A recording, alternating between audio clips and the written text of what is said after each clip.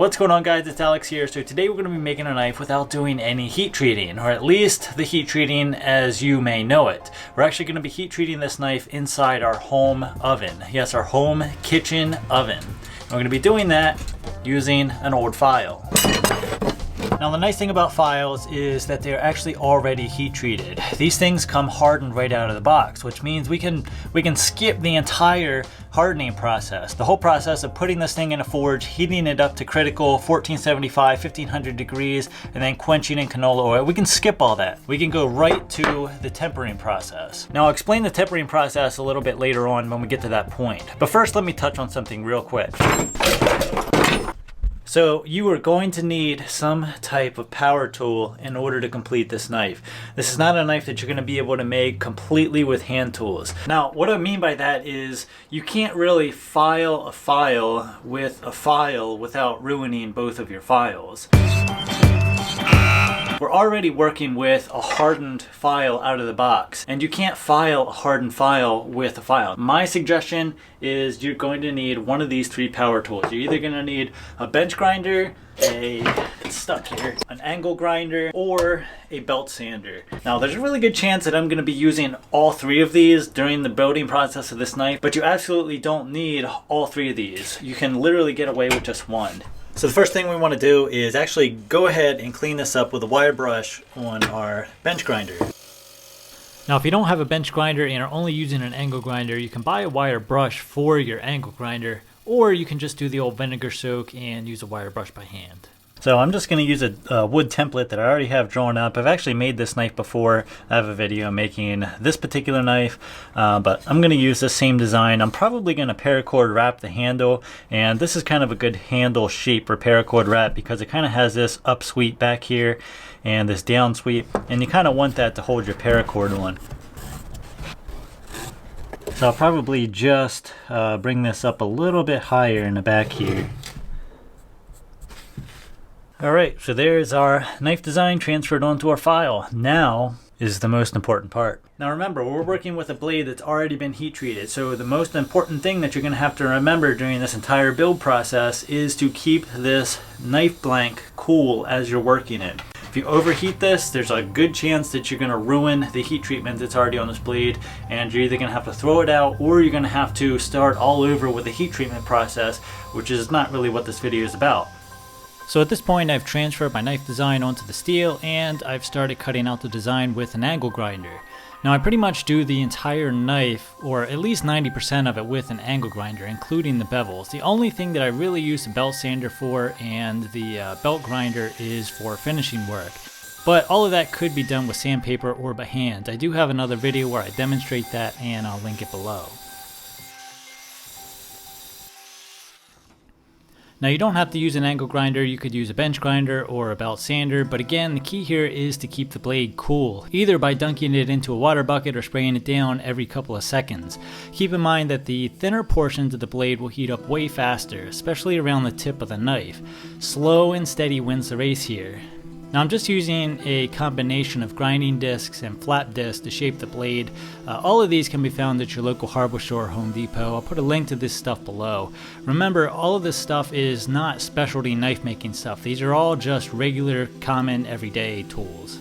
Now exactly how you shape the blade is really up to you, but the most important thing, and have I said this before, is to keep the blade cool. Okay, so what exactly does it look like when you overheat a piece of steel? Well, good thing you asked, because I'm going to show you.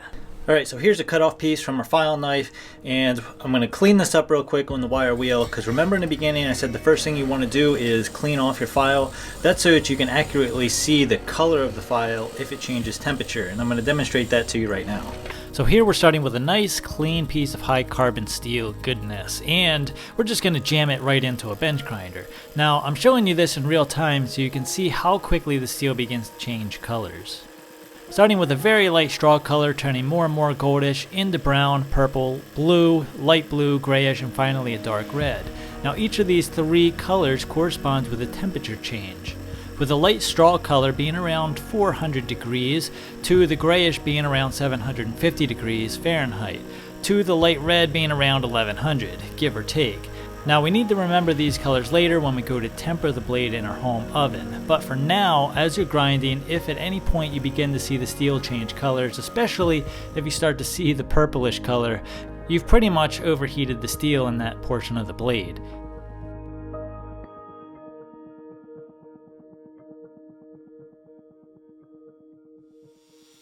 And you can see here, right around where I was cutting on the scrap piece with the angle grinder, you can start to see a color change. No good. So again, keep it cool. Alright guys, so we're getting there. Our knife blank is kind of uneven. It's not super refined or anything like that, but that's okay. We're using a grinding disc, but we've got a secret weapon, and that is the flap disc for the angle grinder. This is the flap disc. It's kind of like a bunch of pieces of sandpaper glued together, so to speak, and put on an angle grinder disc. This is going to give us a nice convex edge on this knife. It's going to make it super strong, and we'll be able to do whatever we want with this. So this is pretty much what our knife looks like after about an hour's worth of grinding with an angle grinder and finishing our bevel with an 80 grit flap disc. Now from here, you can do one of two things. You can either hand sand, or if you have power tools, you can use power tools.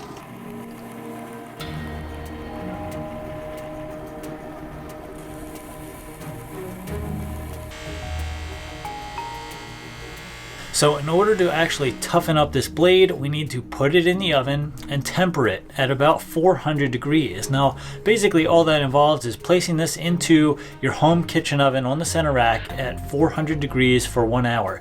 Then you're gonna take it out, let it air cool for about 10 minutes. Then you're gonna put it back in and temper it for another hour at 400 degrees. So we're gonna do 2 cycles, 2 hours at 400 degrees. That's gonna bring the hardness level down on this file and make it a lot more tough. That way we'll be able to take it out and do pretty much whatever we want to it and not have to worry about it shattering into a million pieces. So why do we need to temper? Well, files are typically left very hard so that they can cut metal and file metal. Now very hard steel is usually exactly what you want in a knife blade, as a hard blade aids in edge retention. But you don't want too much of a good thing, as a very hard blade is also very brittle, and you can actually shatter a file if you simply drop it on the floor, or do crazy stuff like batoning. So in order to increase the blade's toughness, we do a process called tempering. This softens the steel slightly and also increases its toughness. Now different steels have different tempering processes, but for a file you can get away with tempering it in your home oven at about 400 degrees Fahrenheit. Now going back to the whole steel changes colors as it's heated thing, if you remember, the steel turns a light straw color when it's heated to about 400 degrees. And if your oven is cooking at the right temperature, you should see a light straw color appear during the tempering process. Now in my experience, a lot of ovens are wildly inaccurate, so check the knife every so often for a color change. If you start to see faint traces of purple during the tempering, simply turn the oven down.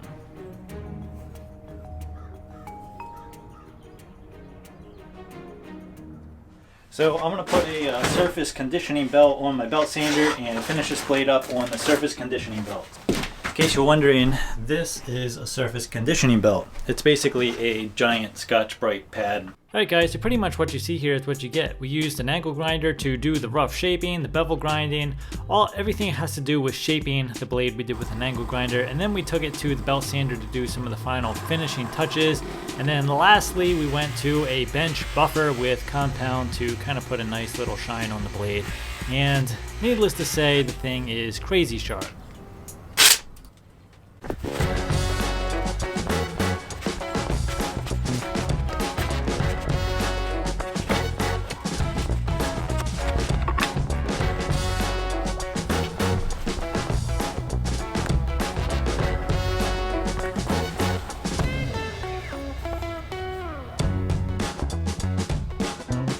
Alright guys, so we're pretty much done with the zero heat treating file knife. Hopefully this video is enjoyable. This is definitely a project that you can do inside of a day, probably in an afternoon. And honestly, the longest part of this project is throwing this thing in the oven and cooking it for a couple hours. It's definitely something you can grind out in an hour or so, throw it in the oven, and you're pretty much good to go.